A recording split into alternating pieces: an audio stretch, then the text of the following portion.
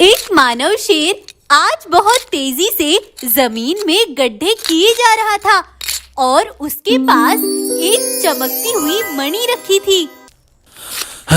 वो किसी भी समय पहुंचते ही होंगे, बस कुछ भी हो, लेकिन ये मणि उनके हाथ नहीं लगनी चाहिए। मानव शेर ने मिट्टी खोदकर वो मणि जमीन में दबा दी। उधर अपाहिज वीरू शेर के पास कुछ रंगीन पंखों वाले बाघ उतरते हैं। वीरू शेर का एक बेटा भी था, सफेद शेर भोलू। वीरू शेर, हम आकाश लोक से धरती पर रहने वाले जानवरों की मदद करते हैं। हाँ वीरू भाई, तुम्हारी गुर्बत और मजबूरी देखकर हम तुम्हारे बेटे को अपने साथ ले जाने आए हैं। तुम सही कहते हो, मैं इसकी परवरिश अच्छे से नहीं कर पाऊंगा, लेकिन मैं अपने बेटे के साथ कुछ समय बिताना चाहता हूँ। तुम कुछ महीनों बाद इसको आकर ले जाना। तब रंगीन बाघ वहाँ से चले गए, लेकिन तभी भागता हाँफता हुआ मानव शेर तेजी से वीरू की गुफा पर आता है और आते ही उसने अंदर से गुफा का दरवाजा बंद कर लिया। मेरी बात ध्यान से सुनो, कालिया बाघ के पास एक मणि है जो बहुत ताकतवर है। कल रात जब मैं उन बाघों की दुनिया में गया तो बाघों का सरदार वहाँ नहीं था और उनके सरदार की मणि चुराकर मैं वहाँ से ले आया। उस मणि के वहाँ से हटते ही उनका सरदार कालिया बाघ तेज झुलसती आग में जलने लगा और ये रंगीन बाघ उसी मणि की खोज में यहाँ तक आए थे और अगर वो मणि उसके हाथ लग गई तो वो पूरी दुनिया को तबाह कर देगा। लेकिन वो तो यहाँ वो मणि नहीं, मेरे बेटे को लेने आए थे। हाँ वीरू, वो तुम्हारे बेटे को इसीलिए लेने आए हैं क्योंकि तुम्हारा बेटा कोई साधारण बच्चा नहीं है। अभी कुछ महीनों बाद वो मणि कहीं भी हो तुम्हारे बेटे के पास आ जाएगी, इसीलिए वो तुम्हारे बेटे को पहले ही कब्जे में करना चाहता है। लेकिन मैंने वो मणि नील नदी के पास मिट्टी के नीचे दबा रखी है। इतना बताकर मानव शेर वहाँ से निकल लिया।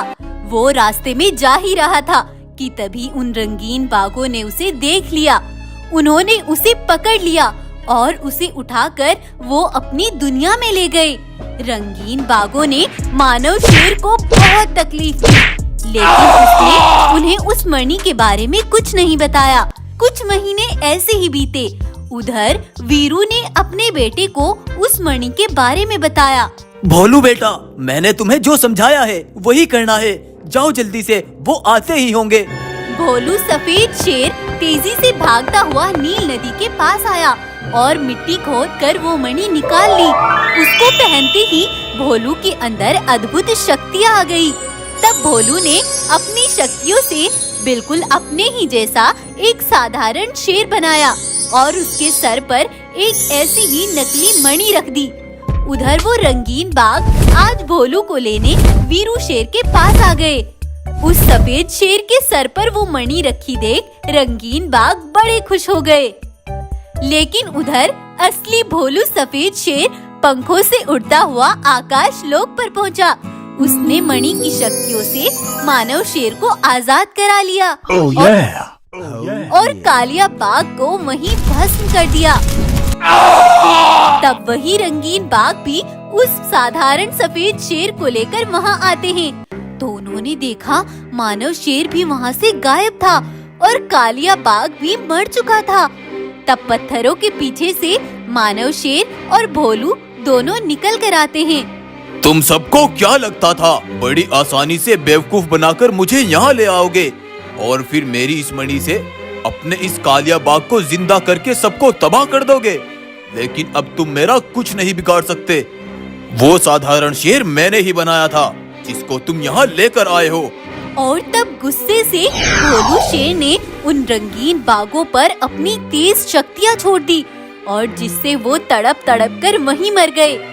तब भोलू शेर मानव शेर को अपनी पीठ पर बैठाकर अपने जंगल वापस ले आया और उसने अपनी शक्तियों से अपने पिता की टांग भी ठीक कर दी।